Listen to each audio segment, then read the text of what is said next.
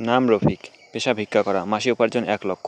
এখানেই শেষ নয়, ইনি আবার গাড়ি চড়ে ভিক্ষা করতে আসেন, শুনে অবাক লাগছে? লাগারই কথা, এমন অভিনব ঘটনা সচরাচর তো আর দেখতে পাওয়া যায় না। এই ঘটনা দেখতে হলে চলে যান মধ্যপ্রদেশের খড়গাঁওতে। সেখানেই দেখা মিলবে এই কর্পোরেট ভিখারির। রফিক আদতে প্রতিবন্ধী, তার দুটো পা নেই, যাতায়াতের সুবিধার জন্য যাকে বলে একেবারে রাজকীয় অবস্থা। একটি আস্ত গাড়িই কিনে ফেলেছেন তিনি, সেখানেই সপরিবারে থাকেনও। গাড়িতেই ঘুমান, আবার এটি চড়ে কর্মক্ষেত্রে মানে ভিক্ষা করতে বের হন। রফিক জানান জন্মসূত্রে তিনি রাজস্থানের মানুষ, দুটি পা হারিয়েও অদম্য জেদে গাড়ি চালাতে শিখে নেন তিনি।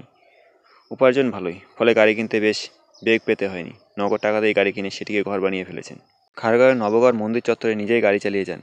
সারাদিনে কমপক্ষে 3 থেকে 3,500 টাকা রোজগার করেন তিনি। টাকার অঙ্কটা মাস পেরিলেই লক্ষ্য ছাড়িয়ে যায়। রোজগারের বহর দেখে যে কোনো বড় সংস্থার উচ্চপদস্থ কর্মী ভিড়মি খেতে পারে। কয়েক মাস আগে শোনা গিয়েছিল মুম্বাইয়ের ভরত জৈন নামে এক ভিখারি, যিনি প্রতি মাসে 80 থেকে 85 হাজার টাকা ইনকাম করেন এবং থাকেন 80 লক্ষ টাকার এক ফ্ল্যাটে।